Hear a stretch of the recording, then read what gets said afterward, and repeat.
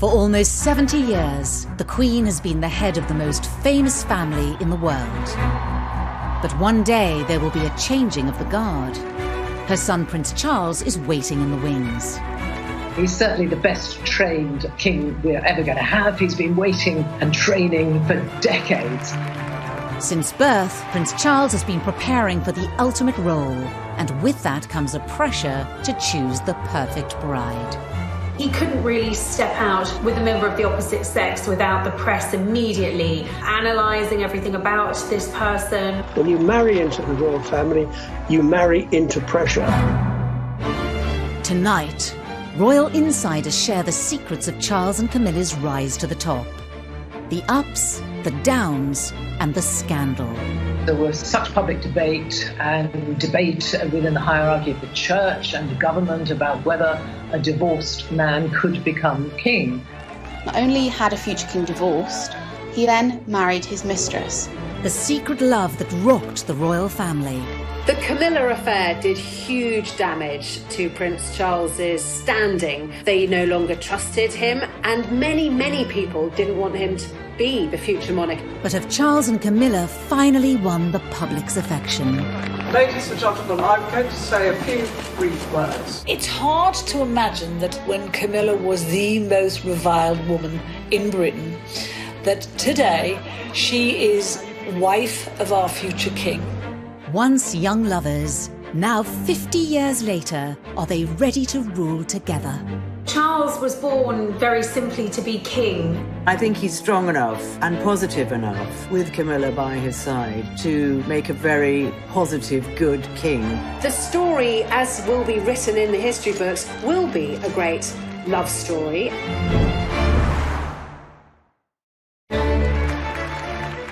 In 21st century Britain, appearances from Prince Charles and Camilla, the Duchess of Cornwall, are a cause of celebration for many.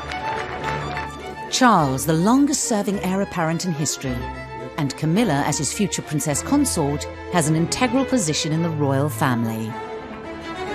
Ministers, ladies and gentlemen, welcome to Clarence House, and thank you all very much for coming.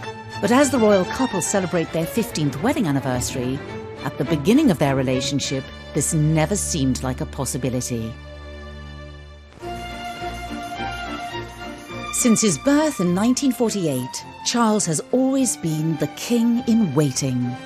This was just after World War II, and in terms of the stability of the country and the stability of the monarchy, the birth was seen as a major event. It was a moment for huge celebration because it was the securing of the line of succession. It was a boy, he was an heir. Charles was born very simply to be king. The eldest of 4 siblings, and with the future of the monarchy on his shoulders, Charles had to quickly learn the responsibilities of royal life. Charles didn't spend a lot of time with his mother in the early years. She went off on tour and left the children at home with nannies and governesses. He really wanted to do well at everything, didn't want to put foot wrong. And I think that must have been really challenging. There's little doubt that his early years and his years at school was a very difficult time for him. He also found that he was a centre of so much attention that made him realise that in his particular position there would always be fascination in everything he did. As the future king grew older, questions began to be asked of who would one day be his queen. There was acute interest in his private life from the start, really. And of course, that forensic press scrutiny was something that continued through the years. Any woman that happened to be on his arm was already listed as the future wife and a future queen. It does bring a lot of pressure. He was a fit guy, he was very intelligent. The girls seemed to like him, but he was in a way weighed down by all of these worries of expectations of what was expected not only of him as heir to the throne, but of his future bride. In the early 70s, Charles would make an introduction that would change the course of royal history. Camilla came from a very high society background. She had aristocratic links back through her family, and she had a very kind of privileged high society upbringing. Camilla was engaged to Andrew Parker Bowles. They were going to get married, and then it didn't happen. It was a sort of on-off relationship, and while it was off, Camilla sort of befriended Charles. They clicked immediately. There was a chemistry between the two of them, and really, I think probably Charles fell in love with Camilla from the moment that he met her. In many ways, she did tick the right boxes for a future consort for the Prince of Wales. But did those close to the future king approve? It's fair to say that the senior royals, and certainly the important figures in Charles's life, his mother, his father, and the Queen Mother, who Charles was incredibly close to, he always turned to for advice and would certainly have wanted the seal of approval from. They certainly didn't think that she was suitable future royal bride material.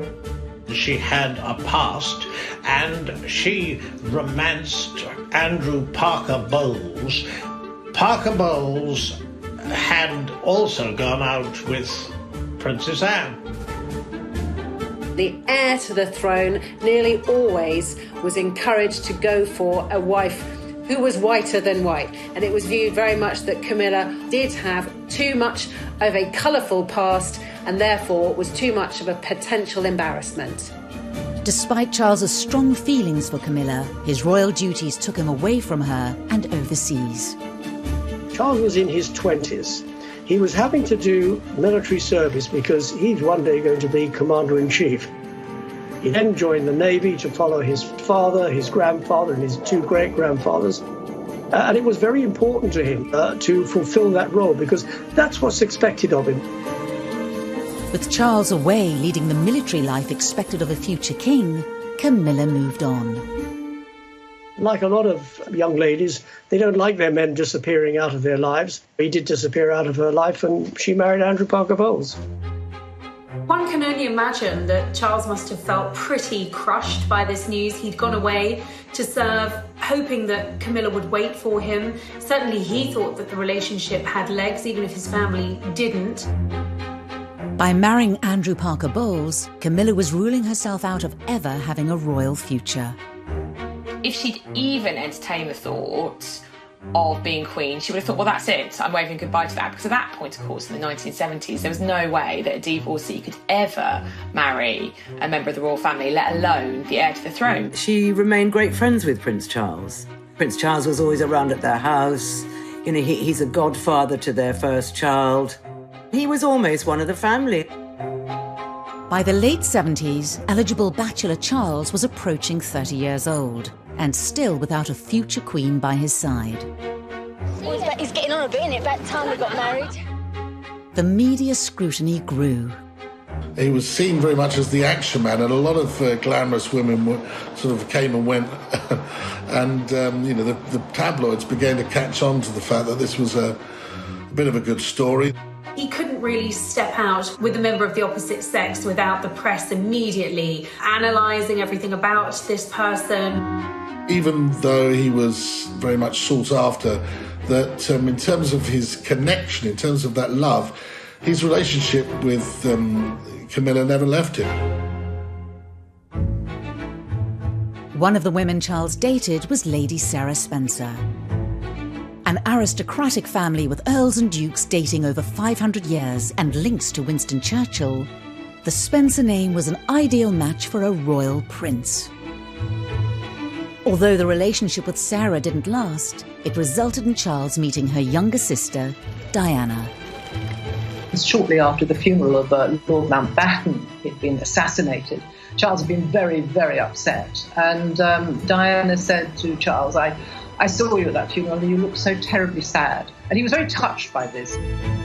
And there was this beautiful young girl showing him attention, and clearly he felt a lot of responsibility too, to fulfill what was necessary as the heir to the throne and get married. Where Camilla had been deemed unsuitable as a future queen, Diana was the perfect fit. And after just 6 months, Charles proposed at Windsor Castle. He was given more or less an ultimatum by his father to either marry Diana or let her go. Diana ticked all the boxes. She didn't have any baggage. She hadn't had any relationships really before meeting Prince Charles. He thought she was the kind of girl he could grow to love. Despite the shortness of their courtship, the palace, press and the public were enamoured by the royal couple. Why have you come here today? To try and get a glimpse of Diana and Charles. Why you say please? Because I think she's just the right person for him.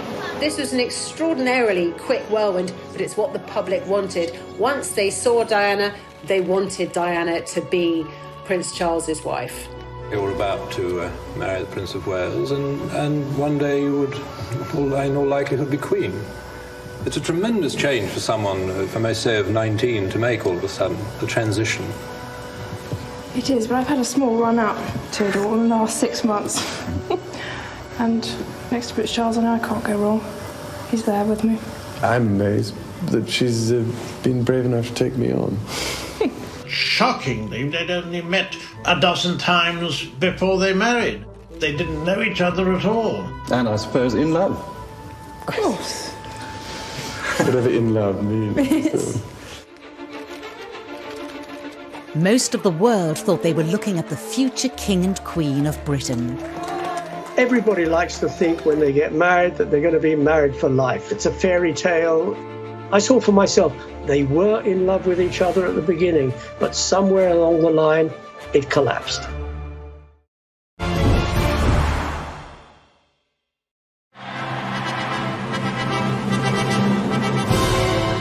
On a hot summer's day, with the eyes of the world upon them, Prince Charles married Lady Diana Spencer in July 1981.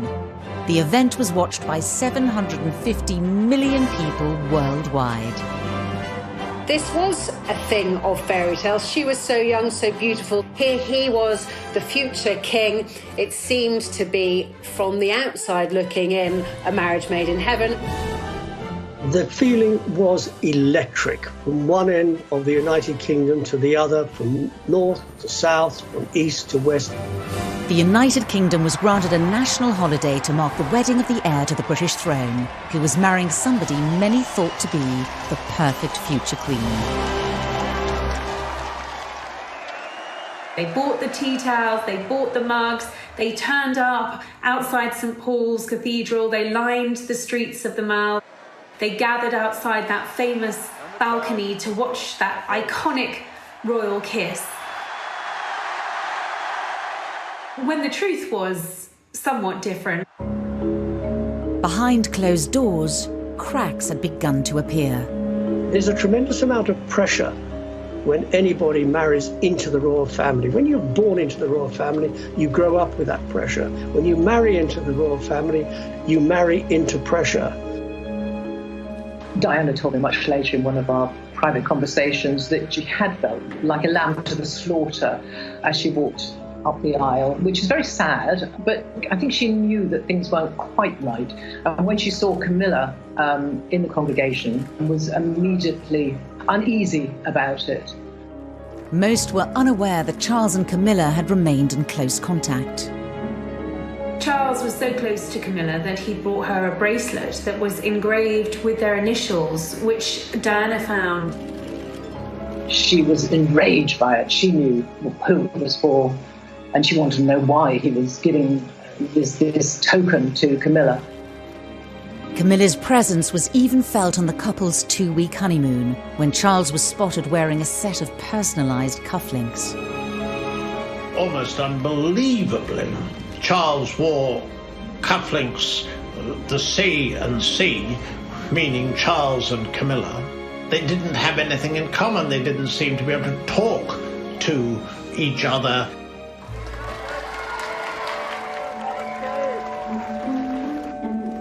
Despite whispers in the press of a rift between the royal couple, within 3 years, Charles and Diana had welcomed 2 sons, William and Harry, into the world. Royal insiders pinpoint this as the moment that Charles and Diana's relationship was starting to break down. Charles wasn't the fully hands-on dad that she would have expected, and I suppose that created a distance between the two. She strongly suspected that Charles was still in love with Camilla and hadn't let go of her. Diana felt cut off, she felt isolated, she felt betrayed. Royal tours gave the press a first-hand look at the cracks in the marriage. Diana had asked Charles to come with her to the Taj Mahal, the Temple of Love. And he'd refused. And she was really hurt by that. So she made a point of going on her own. A tour of South Korea in 1992 would prove to be their last overseas engagement as a royal couple. All attention from the British press was focused on any mutual signs of affection being shown between the prince and the princess. They went separately and they left separately, and I think the press really jumped on that and they realised that this was going seriously wrong. But nobody apart from Diana and her intimate circle knew about Camilla at that time. That didn't come until later. Shortly after their return from South Korea, in the year that the Queen dubbed an annus horribilis, Charles and Diana's separation was formally announced by Prime Minister John Major in the House of Commons. It is announced from Buckingham Palace that with regret, the Prince and Princess of Wales have decided to separate. The Queen and the Duke of Edinburgh, though saddened, understand and sympathise with the difficulties that have led to this decision. Charles and Diana were told to continue to carry out royal engagements separately. Diana remained living in Kensington Palace, whilst she also kept her title Princess of Wales. Their Royal Highnesses have no plans to divorce, and their constitutional positions are unaffected. At that stage, bizarrely, they said it doesn't change anything, that she's still destined to be the Queen, which was a bizarre thing to say when you look back at it now. Despite them no longer being a couple, divorce wasn't an option for the heir to the throne. Charles, as the heir to the throne, is the future head of the Church of England. The thought that someone who was going to be head of the Church of England could ever be divorced was complete no-no. The heartbroken public were unaware of the reasons behind the separation of their future king and his queen.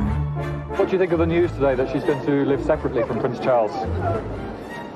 She's not. That's the first time I've heard that. First time I've heard that. At that point, there were whispers within the palace, within the press, but nobody really had the full story. But within months of Charles and Diana going their separate ways, leaked phone calls seemed to publicly confirm Camilla's relationship with the future monarch. Tabloid newspaper had somehow managed to get access to conversations between the future king and his lover, Camilla Parker Bowles, which were at best described as intimate, although I'm sure the Queen probably had other choice words for the conversations that were leaked. This, after all, is the future king, someone the nation needs to look up to have the utmost respect for, and here he is on tape speaking to his lover, telling her that he wishes he could be a Tampax. The revelations proved devastating for Prince Charles, whose press image had been at an all-time high just a decade earlier. Prince Charles was in Shetland today, doing his best to look as if personal problems were the last thing on his mind, and he avoided all questions about the Camilla Gate tapes. The Charles-Camilla Gate was catastrophic, and it was the beginning of the public's absolute hatred of Camilla, and his standing plummeted as well. People thought he was ridiculous, they thought he was cruel, they deemed them both to be incredibly cruel to have done this to Diana. The leaked tapes were the beginning of a public feud between Charles and Diana, later dubbed the War of the Waleses. Charles and Diana fought each other using friends in the press. This was open warfare. In a rare television interview appearance, Prince Charles sat down with broadcaster Jonathan Dimbleby in a revealing documentary watched by millions on ITV. Mrs. Parker Bowles is a great friend of mine. I have a large number of friends. I'm terribly lucky to have so many friends who I think are wonderful and make the whole difference to my life, which would become intolerable otherwise. And she has been a friend for a very long time. During the unprecedented documentary, Prince Charles publicly confirmed for the first time that he'd been unfaithful to Diana. Dickie Arbiter was Prince Charles's press secretary at the time. And I warned them at the time, it would have to be warts and all. You cannot deny anything, you cannot leave anything out. And nothing was left out, because Jonathan Dimbleby asked the Prince of Wales about extramarital relationship. Did you try to be faithful and honourable to your wife when you took on the vow of marriage? Yes, absolutely. And you were? Yes. Until it became irretrievably broken down. He admitted that he had been unfaithful, although he said not until his own marriage had irretrievably broken down, both of us having tried. But that was the headline: Charles admits adultery. To go from a wink, wink, nudge, nudge, such and such member of the royal family has got mistresses on the side or, is having affairs, was quite different to actually hearing from the future monarch, I have been unfaithful to my wife, and my wife is Diana, one of the most popular women on the planet. He was very upset with the negative press, as anybody would be, and it was very negative. It was very vicious. Less than a year later, Diana, still with her Princess of Wales title, retaliated with a revelatory BBC Panorama interview with Martin Bashir. It was an absolute secret. No one knew about this. Very few people within the BBC knew it was happening. I certainly didn't know, as the BBC's royal correspondent, until 24 hours before it was going to go out. In the hour-long interview, Diana laid bare details of her marriage, as well as confirming that Charles had been having an affair with Camilla. Your husband renewed his relationship with Mrs. Camilla Parker Bowles. Were you aware of that? Yes, I was. But I wasn't in a position to do anything about it. A husband who was having a relationship with somebody else? Was a husband who loved someone else, yes. You really thought that? Mm-hmm. I didn't think that, I knew it. There were some terrifically damaging assertions in there. I think the more damaging in the eyes of the palace was that she questioned Prince Charles's desire and ability to be king. Do you think Mrs. Parker Bowles was a factor in the breakdown of your marriage? Well, there were 3 of us in this marriage, so it was a bit crowded.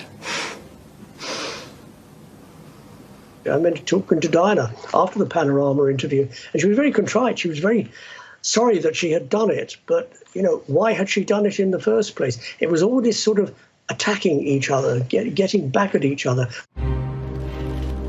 The scandal rocked the royal family. This is not what the monarchy is supposed to be about, and it had become a complete soap opera. The Camilla affair did huge damage to Prince Charles's standing amongst his people, amongst his subjects, the British public. They felt that he had acted disgracefully towards Diana. They no longer trusted him, and many, many people didn't want him to be the future monarch. In the midst of the public chaos, Camilla's marriage to Andrew Parker Bowles also came to an end. Up until that point, Andrew was more than happy to let Charles and Camilla's affair go on, providing it was in private. As soon as it came out into the public and he was presented as this injured party, he couldn't let it go on, and the couple filed for divorce. Could Charles's reputation ever recover? Had his affair with Camilla ended all hope of them ever being together? By this stage, of course, there was no prospect of her realistically, as it was seen at that time, of ever becoming Charles's wife. Charles became very well aware that if he was ever going to regain those things, respect, trust, authority, leadership, it was going to be a slow road back to recovery.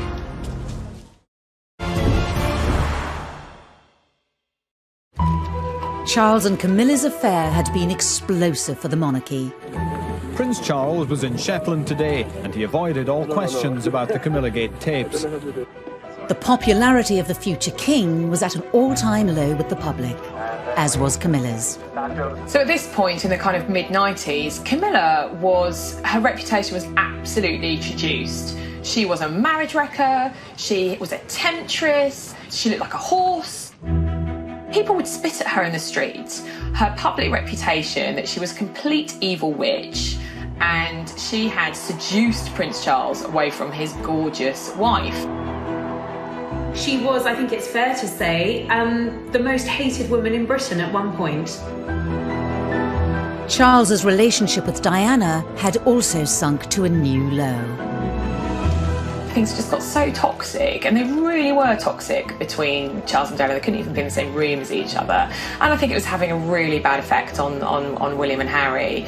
The marriage problems of Charles and Diana have cast a shadow over the royal family. Now the Queen has decided to bring the whole issue to a head by advising them to divorce. There's no doubt at all that as Supreme Governor of the Church of England, the Queen certainly did not welcome the prospect of divorce. But since there was such enmity between the couple, there was absolutely no choice. The first sight this evening of the piece of legal paper signalling the end of the marriage of the heir to the throne. HRH the Prince of Wales versus HRH the Princess of Wales. This was unprecedented. Of course, Charles, as a future king, is going to be the head of the Church of England. The Church of England does not condone divorce. So this was damaging for the royal family. With all these revelations, with all the press speculation and coverage of a bitter divorce between the couple, no one would ever think of Prince Charles as the next king. He was widely considered unfit to be the next monarch of Great Britain. Charles's position as the future king looked precarious, and his relationship with Camilla was damaging his standing within his own family. He had been so determined to stick by Camilla, to keep her in his life, that he'd alienated not just the public, but many members of his own family too. The Queen did not want the pair of them to be together. She had said time and time again she wanted the relationship to be over. During this difficult time, there was only one person he could turn to and truly confide in. While Camilla was absolutely reviled in England, hated by a lot of people, to Charles, she was his absolute pillar of strength. You know, she was his rock, and really, she was everything to him. Charles was determined to continue his relationship with Camilla and one day make her his future queen.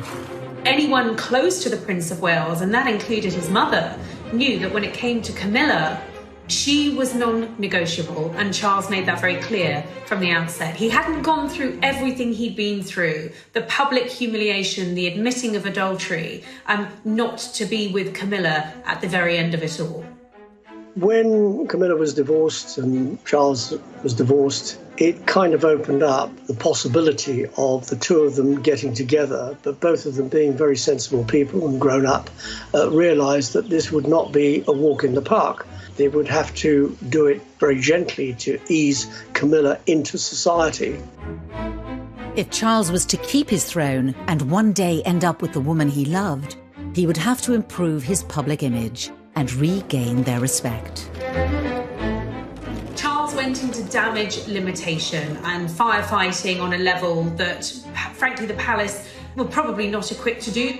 Charles employed Mark Bolland, a very seasoned and experienced PR professional, to rehabilitate his and Camilla's image. One of the ways he did that was he absolutely befriended all the newspaper editors, he befriended all the newspaper owners, and he gave those editors stories, favourable stories about Charles, about Camilla. And he would feed us little bits of information. He would tell us what Camilla was up to, what Charles was up to, what his feelings were about Camilla.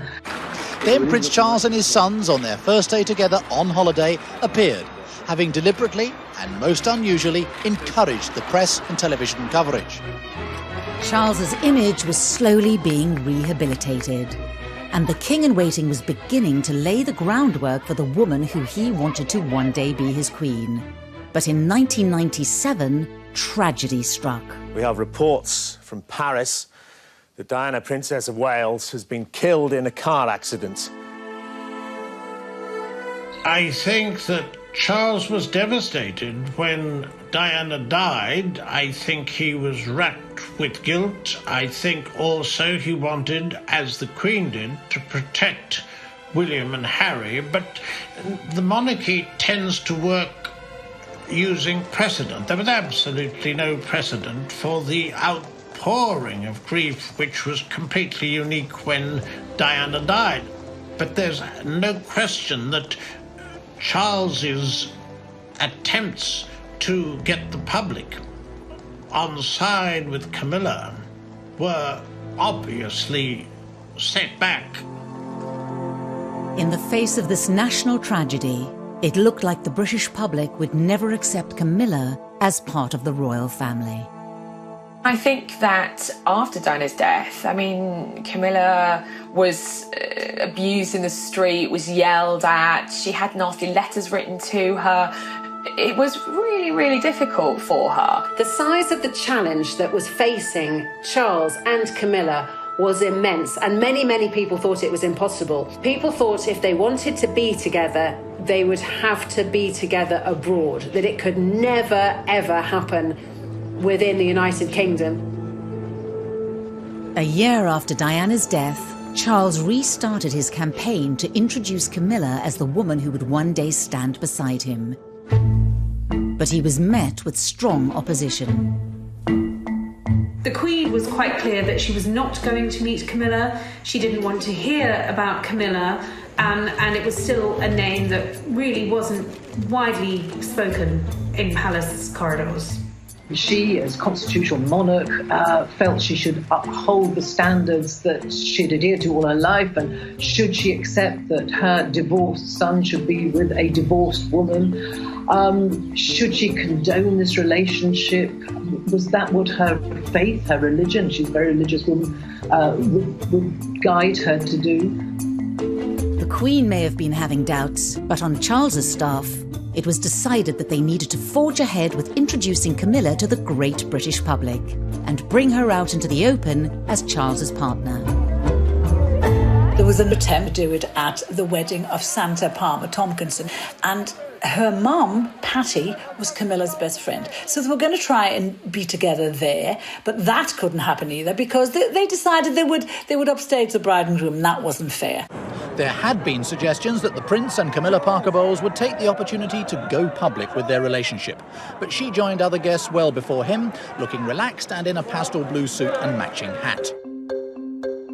In 1999, the couple were invited to the birthday party of Camilla's sister Annabelle, to be held at the Ritz Hotel in London.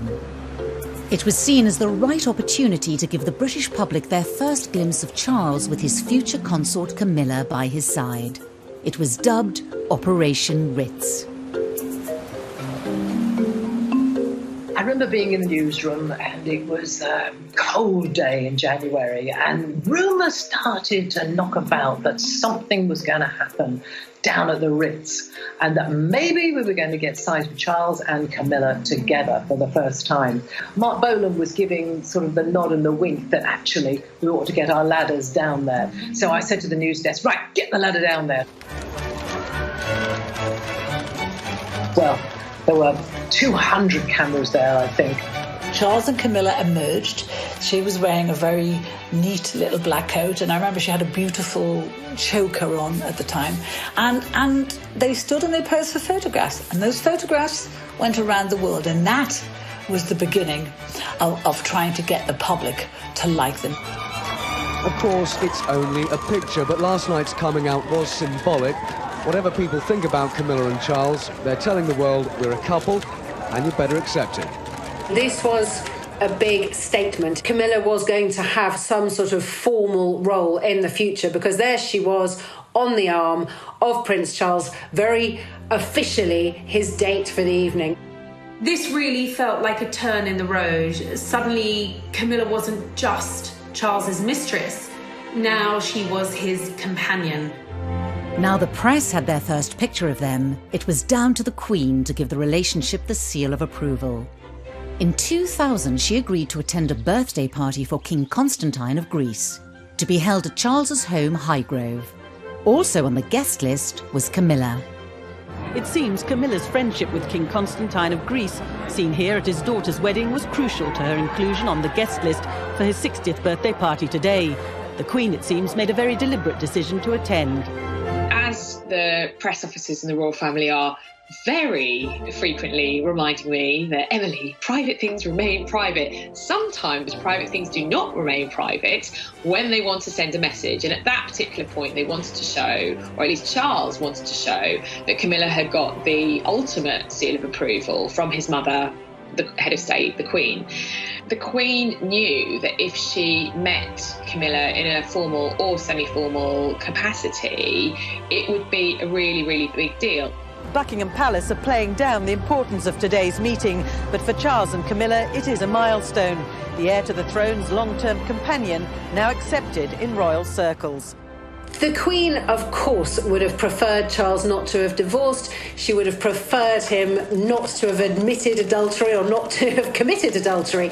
But she is quite a practical, pragmatic person, the Queen, and I think saw the writing on the wall, saw that Camilla wasn't going to go anywhere. And I think the Queen then thought, well, we might as well get on with this, and she might as well be welcomed into the family. The meeting with the Queen was absolutely fundamental in the turning point of the public accepting Camilla, because the feeling was, certainly among Charles and his advisors, that if the Queen could accept Camilla and could welcome her into the family, then the public could welcome Camilla too. And that really paves the way for a change in attitude among the public. By the end of the millennium, Charles's popularity had bounced back. But there was still a long way to go for Camilla to be accepted as Charles's future queen.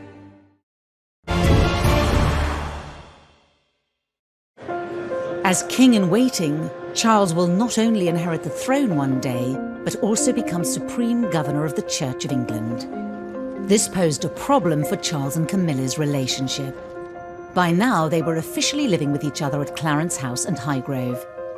But was Camilla's status as common-law wife appropriate for a future king and head of the church? Marriage would make the relationship far more appropriate. I think there was pressure from the outside that really he had to make this official. As his position, he's going to be head of the Church of England, defender of all faiths as he wants it to be when he becomes king. And frankly, I think from his kind of professional point of view as future king, I think it needed to happen. But there was a problem. The Church of England did not approve of divorcees remarrying.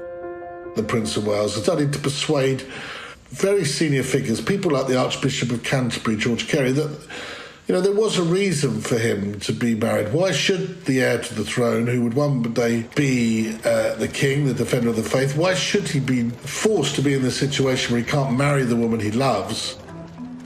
Why is it better for them to be partners? And so I think people gradually came round to the feeling that it was just the right thing to do. Possibly one of the last to be persuaded was Her Majesty the Queen, a very high church believer in the marital state. But once the church was on side, I think there was no real reason to block it anymore. They've waited long enough, but tonight they emerged as a couple soon to be wed. In February 2005, 56-year-old Charles and 58-year-old Camilla announced their engagement. How are you feeling, ma'am? All right. Just all right? I'm just coming down to earth. Did you get down on one knee to propose? The future bride wore a ring that belonged to Charles's beloved grandmother, the Queen Mother. I think Charles had always wanted to make Camilla his bride, his wife. I think he felt that she had endured a lot of really negative criticism over the years, and she'd taken it with great dignity, and all he wanted was to make her his wife, his bride. This was the first time in history that an heir to the throne would marry a divorcee. The Church of England might have backed the union, but this wedding would have to be very different to all previous royal weddings. Charles and Camilla would need to have a much lower-key ceremony. Having been divorced already, both Charles and Camilla would have found it difficult to marry within the church. So instead, they had a civil service at the Windsor Guildhall. This would be the first large-scale event with Camilla at the centre of royal life, and Camilla was nervous at the potential public reaction. She was terrified no one would come.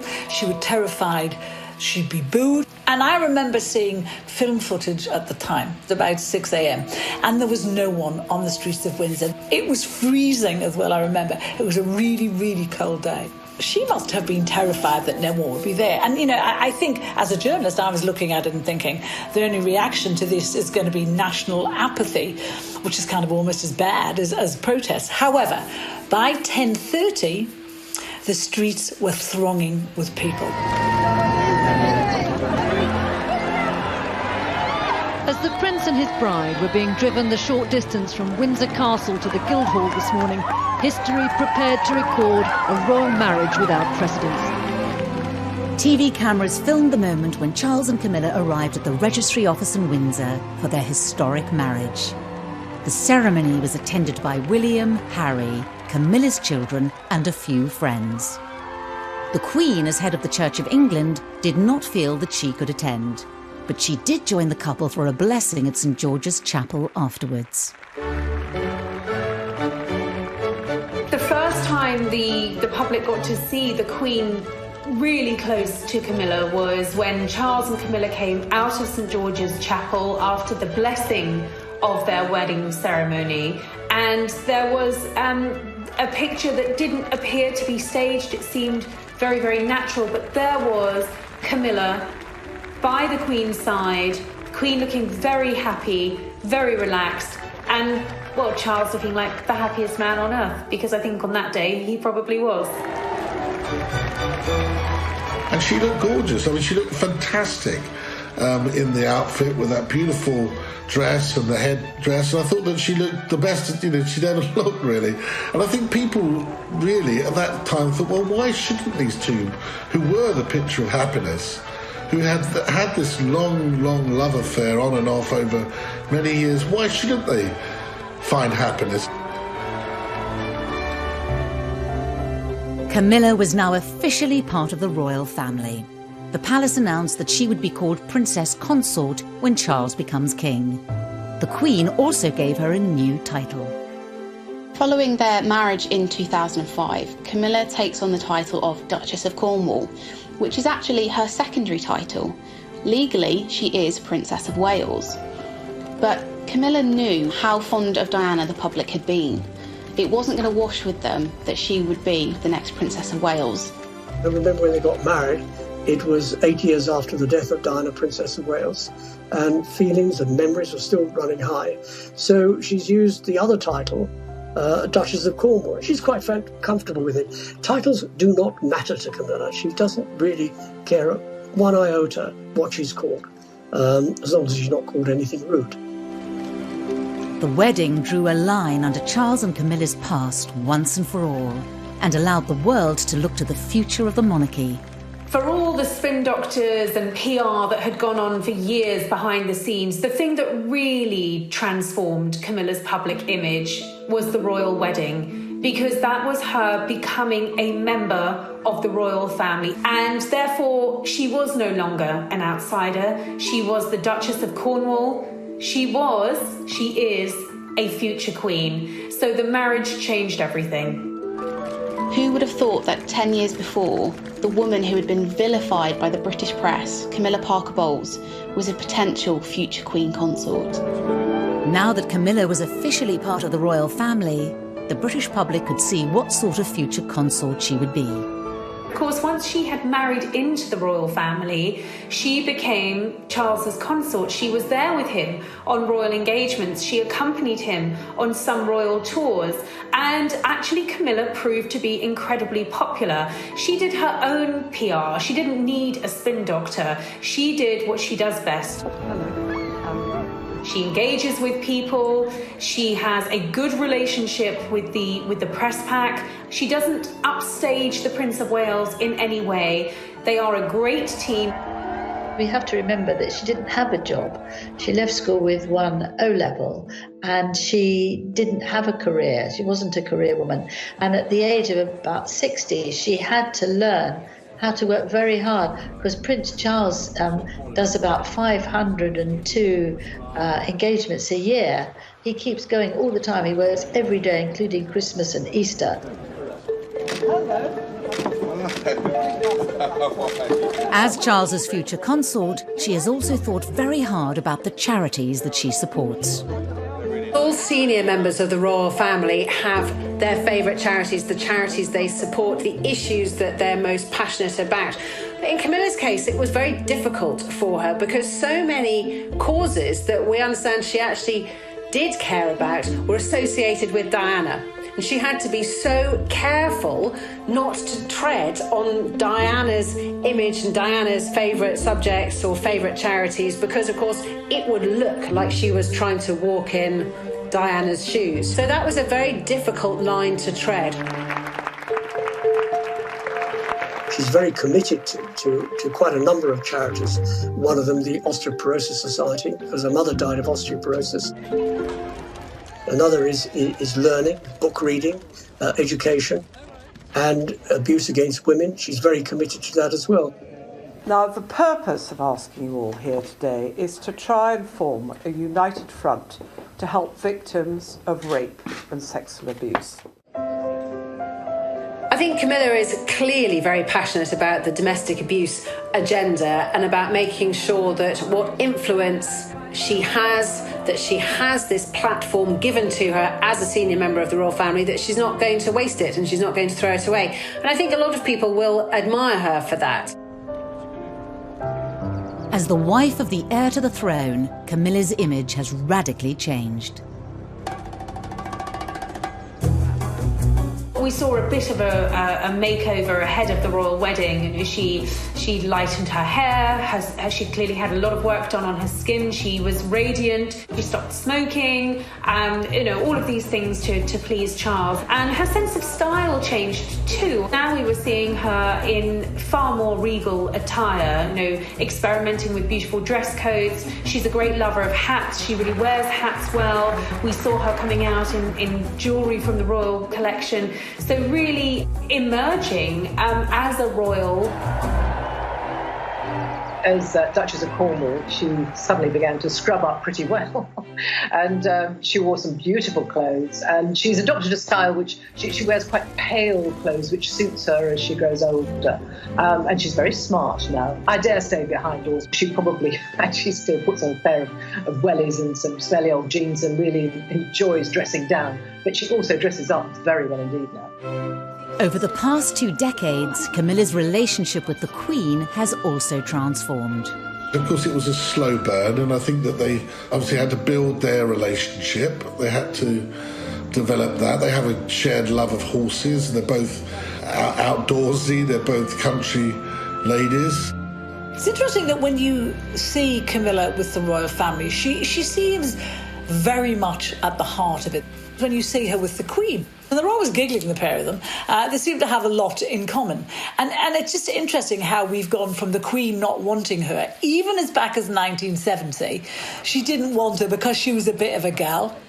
And it's precisely because of that now, because she's a bit of a gal, because she's good fun, that the Queen wants her around. At the Queen's Diamond Jubilee, the country celebrated 60 years of the Queen's reign. But it was also an opportunity to clearly show where Camilla was in the royal family's pecking order. When the Queen decided to put Camilla in the coach with her at the Diamond Jubilee alongside Charles, she was very publicly saying, "This is Charles's wife, she will one day take my place, and she is the future of the British royal family."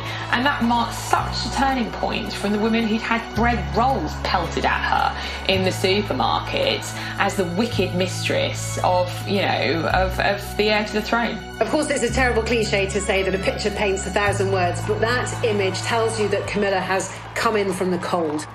That was a very, very big moment for Camilla.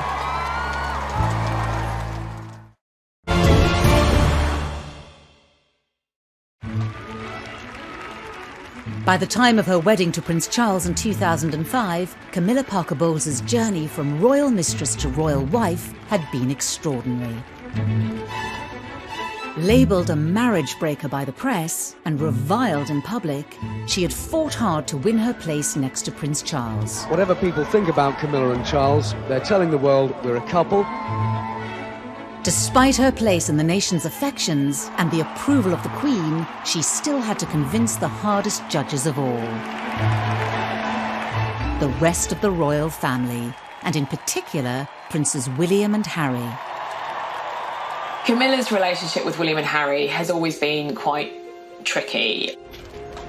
Diana obviously painted Camilla as the marriage wrecker.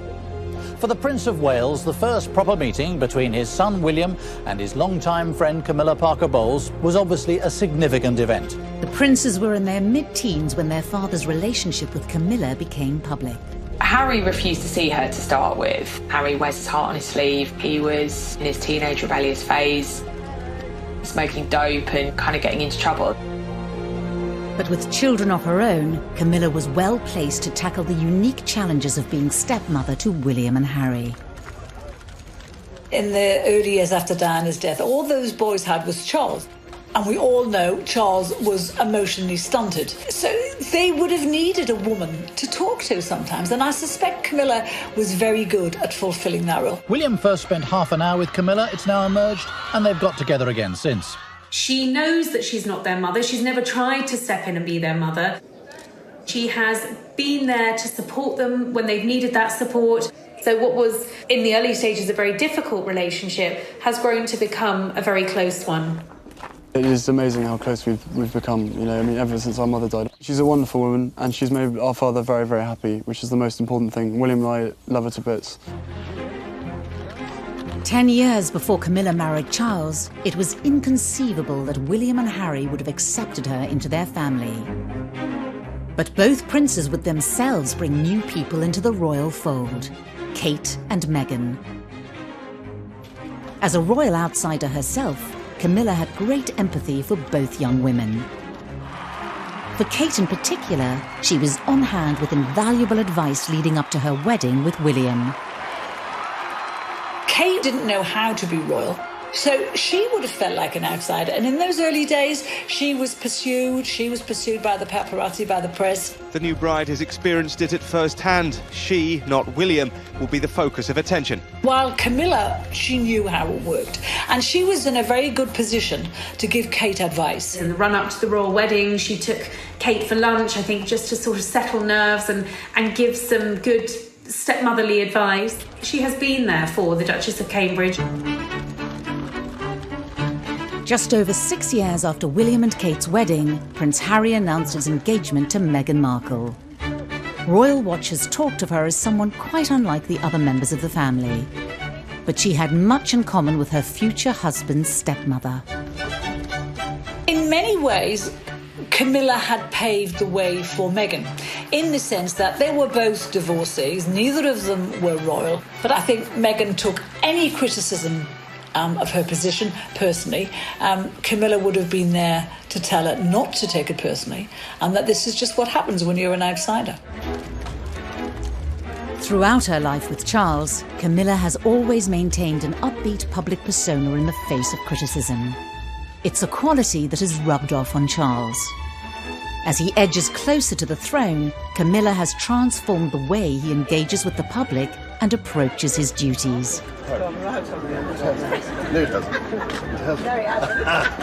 think it's very clear when you look at Charles and Camilla over the last 15 years what a difference she has made to his persona, to his outlook, to his demeanour.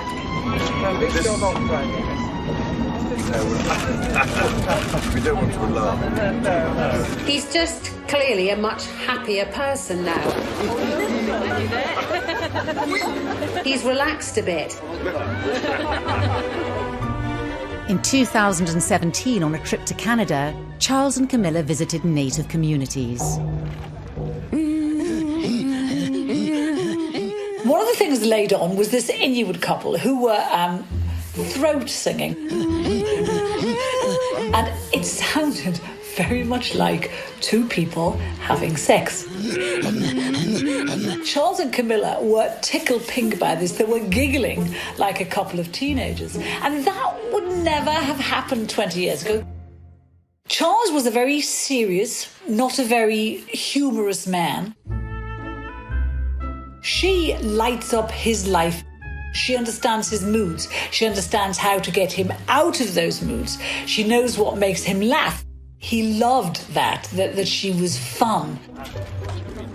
Camilla has played a large part in softening Charles's public image during his long march to the throne. The awkward young man who blushed before the cameras. How you feel today, both of you? I suppose in love. Whatever in love means. Had been turned into a confident public figure through the influence of his second wife. I think that Prince Charles would say that Camilla had been the making of him. I think she would be very modest about it and say absolutely not at all. But there may be one area of Charles's public activity which Camilla is powerless to change. His now infamous so-called political meddling. The results of human activity warm even this remote ocean. He has been outspoken on many issues in the past, and some of which have landed him in hot water. In 1984, at a prize-giving dinner for the Royal Institute of British Architects, Charles denounced a proposed extension to the National Gallery. What is proposed seems to me like a monstrous carbuncle on the face of a much loved and elegant phrase.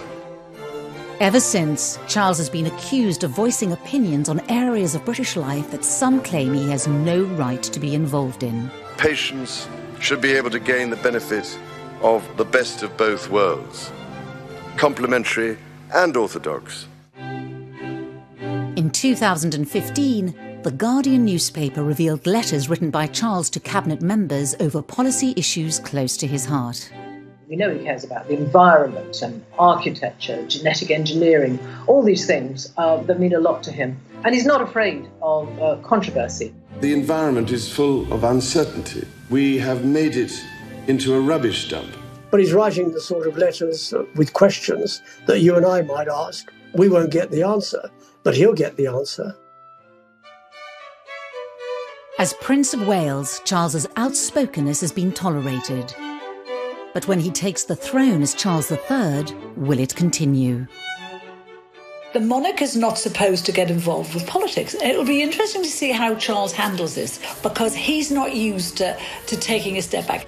I think we will see him being proactive and possibly even political, with a small p. But I think it does give us an indication that Charles is going to be a hands-on king. But, you know, the monarchy changes all the time. Maybe he will be allowed to do that if he ever gets to be king.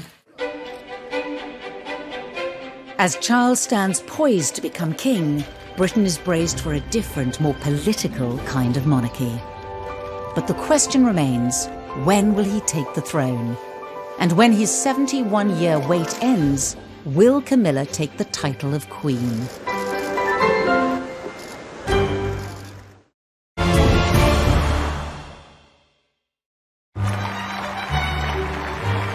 Prince Charles is the longest-serving heir to the British throne in history. In 2020, at the age of 71, his wait to become king continues. Yet with Prince Philip, the Queen's greatest supporter, retiring from public duties in 2017, a gap has been created at the centre of royal power for Charles to fill. Prince Charles has stepped in where Prince Philip would have been. He now joins the Queen for the Royal State opening of Parliament. It's been suggested that Charles would be the next head of the Commonwealth. This is an occasion to celebrate with renewed pride our remarkable Commonwealth family. It makes sense because it provides the continuity and stability of this 53-nation club. He's been the official mourner-in-chief when it comes to attending state funerals. I think what we're seeing is a gradual handover of power. There is talk of him being more shadow king than Prince of Wales. After so long on the sidelines, Charles is now on the cusp of stepping onto the British throne, with Camilla firmly by his side. But what kind of leadership style will we see under Charles? I think he's strong enough and positive enough, with Camilla by his side, to make a very positive, good king for our times, whatever kind of times we have. because of Brexit, because of divisions within the country, Prince Charles is going to have to heal a divided nation and try to make it a united nation. After contracting coronavirus in March 2020, Charles gave a message to the nation, offering solidarity with others affected by the greatest health crisis in a generation. It hinted at what we may see when, as king, he is called upon to speak in times of crisis. None of us can say when this will end, but end it will.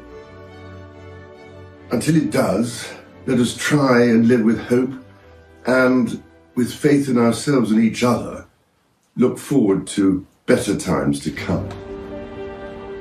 Only 2 days after this message, Charles opened the fast-tracked Nightingale Hospital, specially built in London's Excel Centre to cope with coronavirus patients. In this dark time, this place will be a shining light. Alongside the Queen's historic address to the nation during the pandemic, Charles's message demonstrated the power of the monarchy to unite in troubled times. As the Queen ages into her 90s, we may see Charles speaking directly to the nation more and more. It has led to speculation that she could hand the throne to him early, effectively abdicating. Abdication is still quite a dirty word in royal circles. I don't think she will contemplate abdication unless forced to do so by ill health. The Royal Navy's greatest battleship had been chosen for the voyage to the Cape. When the Queen famously made her address to the nation in South Africa in her 20s, she swore she would be Queen for the rest of her life. I declare before you all that my whole life, whether it be long or short, shall be devoted to your service and to the service of our great imperial family to which we all belong. The vows that she made on her 21st birthday to serve until she takes her last breath, I think those vows are as true to her now as they were then. The last time a monarch abdicated was in 1936, when Edward VIII stepped down so he could marry American socialite Wallis Simpson. As a divorcee, the morality of that era made her an unacceptable bride for the king. But 60 years later, Britain was more accommodating of Charles and Camilla, who had both divorced from previous marriages. Abdication may not be palatable to the palace or the public, but further back in royal history is an example of another way that power could be handed over to Charles. In 1811, as George III became incapacitated with mental illness, Parliament invoked the Regency Act, whereby his son could rule in his name as the Prince Regent. The Regency Act remains at the disposal of any reigning monarch.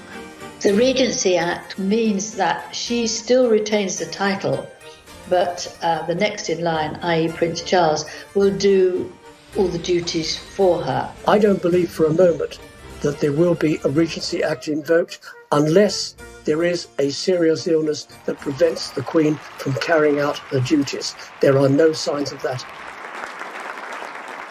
However it may happen, the rule of Charles III edges ever closer, with Camilla destined to be by the king's side.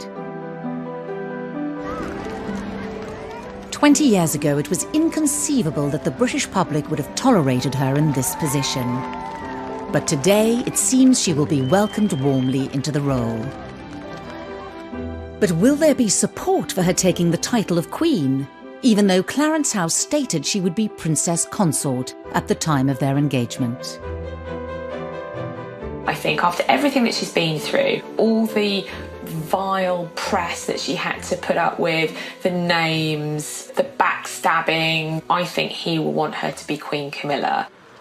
There will be some sort of testing the water. There will be focus groups and polling being done to find out if that is acceptable to the British public. I mean, what a rehabilitation. She was the most hated woman in Britain. She had, tempted him away from his perfect wife and children, and they were having this affair, and it caused this divorce and the scandal of the 90s. To then be crowned as Queen Camilla is absolutely extraordinary. Whether she is called Queen or not, Camilla will be the closest confidant and support for our next king. But who else will be included in Charles's monarchy? There have already been signs that his vision for the institution will see it losing members. Prince Charles has made it very clear for quite some years that he wants to streamline the monarchy, and he doesn't want too many members of the family to charge the British taxpayer more than they have to. Although might be a good thing for the taxpayer and a good thing for the way the royal family work, it's not such a good thing for the charities, because you can't stay involved with all these charities with so few people. With the high-profile departures of Harry and Meghan, followed by Prince Andrew's dramatic exit from official duties, Charles's push for a smaller monarchy is already becoming a reality.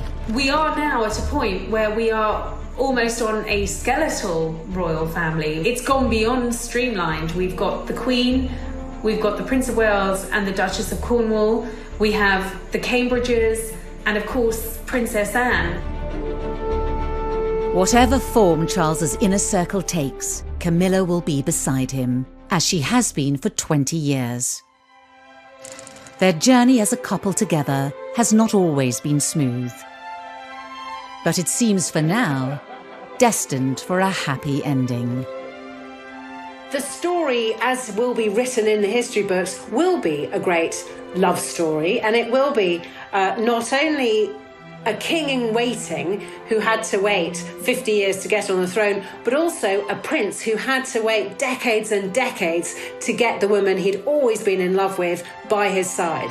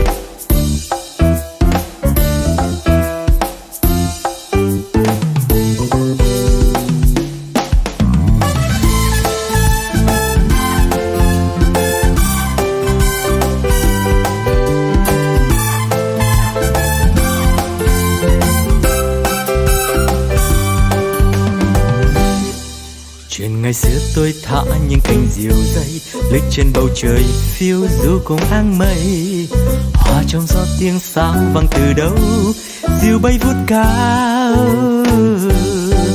rồi cùng nhau chia phe chơi tròn tiền dưới bóng cây đa già bên sân đình bãi sông, làm cô dâu chú rể chiếc kiều la trò chơi rước dâu. Kỷ niệm xưa mãi sống trong cuộc đời tôi, thân tin tôi thơ. Rồi ngày tháng trôi đi bao nhiêu